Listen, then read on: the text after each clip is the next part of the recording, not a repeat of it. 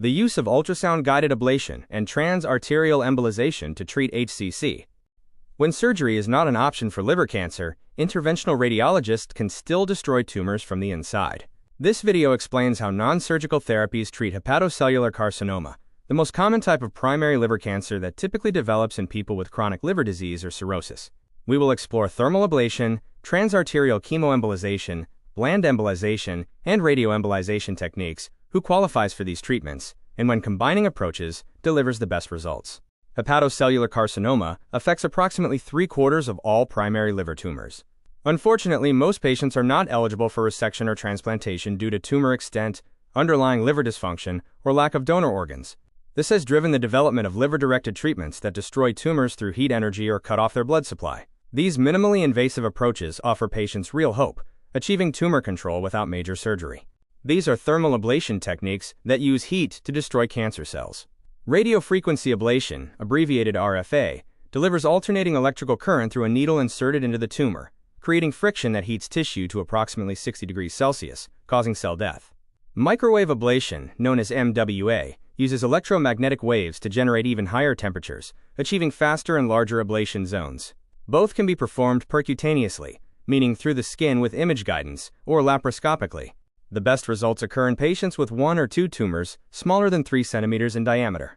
For patients with cirrhosis, scarring of the liver that impairs its function, these approaches are restricted to those with Child-Pugh class A or B severity, which indicates relatively preserved liver function, where A is the best based on identified parameters. Thermal ablation is less morbid than surgery, and for very small tumors under 2 centimeters, long-term outcomes may be similar to resection.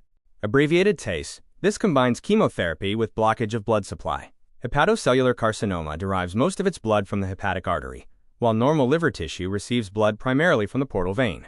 TACE exploits this difference by delivering chemotherapy agents, such as epirubicin or lobaplatin, mixed with lipiodol, an oily contrast medium, directly into the tumor's feeding artery, followed by injection of particles like polyvinyl alcohol to block blood flow.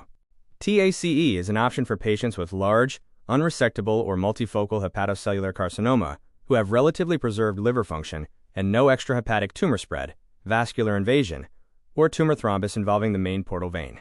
Few randomized trials have directly compared TACE with other embolization techniques, and there is little consensus on the best approach. However, research shows that multi-agent chemotherapy improves survival, while the addition of particle embolization increases adverse effects without contributing additional survival advantage.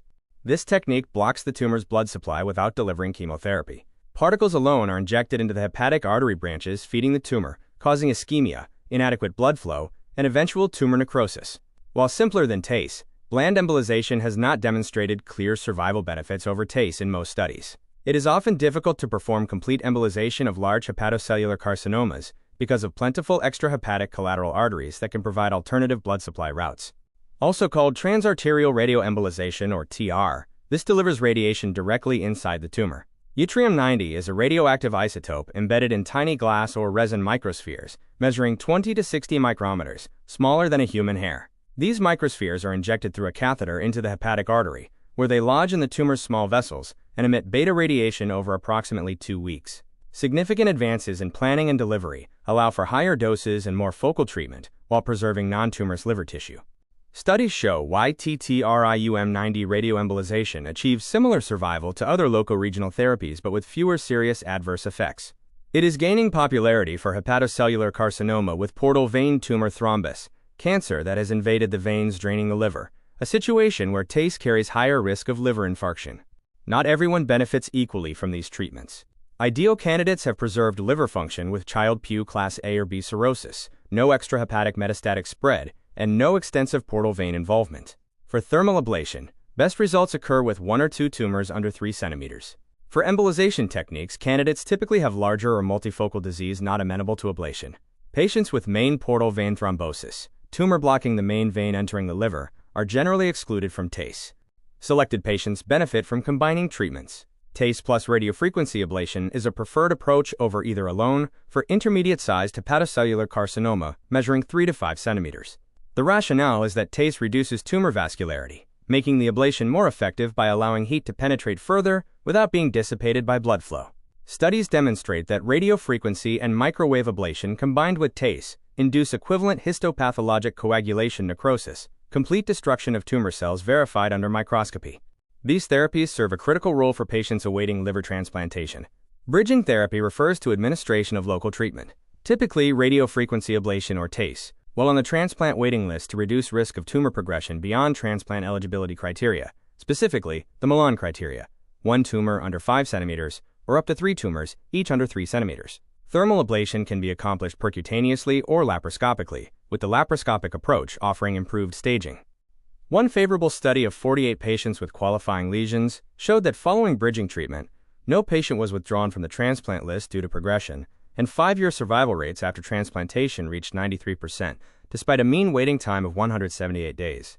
While thermal ablation is less morbid, for most patients, even those with small tumors, resection is preferred over ablation, particularly when resection can be done laparoscopically. Randomized trials from China, Japan, and Hong Kong, comparing radiofrequency ablation with resection, have produced mixed results. Some conclude surgery is superior, others note similar outcomes. Meta-analyses suggest that for tumors under 2 centimeters, long-term outcomes may be comparable. However, resection offers better local disease control.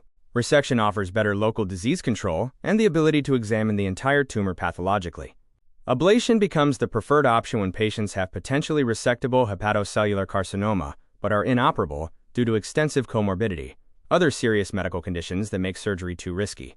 Request a multidisciplinary evaluation.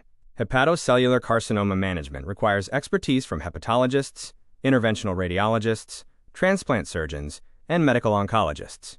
High-volume centers with comprehensive teams achieve the best outcomes. Ask specifically about your child PU class. This scoring system assesses liver function using bilirubin levels, albumin levels, clotting time, presence of ascites, and degree of encephalopathy.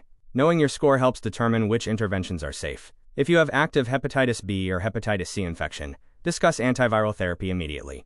Treatment of underlying viral hepatitis improves outcomes after any liver-directed therapy. For patients with cirrhosis, continue surveillance every 6 months with ultrasound or other imaging, even after successful treatment, as new tumors can develop in the remaining liver tissue. Prepare specific questions for your interventional radiology consultation. Ask, based on my tumor size, number, and location, which technique offers the best chance of complete tumor destruction? Ask, what are my risks given my liver function status? Ask, if bridging to transplant, how frequently will you monitor for tumor progression, and what imaging modality will you use? Ask, should we consider combination therapy, TACE followed by ablation for my tumor size? For patients with portal vein involvement, ask, is the thrombus limited to branch vessels, or does it involve the main trunk? And does radioembolization offer advantages over chemoembolization in my case? If you are supporting someone through this, ask about typical recovery time, need for repeat procedures, and warning signs of complications. Contact your medical team immediately if you develop fever above 38 degrees Celsius within 72 hours of a procedure. This may indicate infection or abscess formation. Watch for severe abdominal pain not controlled by prescribed medications, as this could signal liver infarction or bleeding. New or worsening confusion, yellowing of skin or eyes, or abdominal swelling after embolization procedures warrant urgent evaluation. These suggest deteriorating liver function. If you experience shortness of breath, chest pain, or persistent cough after radioembolization, seek assessment immediately, as radiation pneumonitis, though rare, requires prompt treatment. Let me quickly recap. Nonsurgical destruction of hepatocellular carcinoma uses thermal energy through ablation or arterial blockage through embolization. Radiofrequency and microwave ablation work best for small tumors. TACE and radioembolization address larger disease. Combination approaches enhance results for intermediate tumors, and all serve as bridges to transplantation. Patient selection based on liver function and tumor characteristics determines success. This information is for education. Always discuss your individual situation with your healthcare provider. The European Association for the Study of the Liver provides comprehensive clinical practice guidelines on hepatocellular carcinoma management, freely accessible at esl.eu.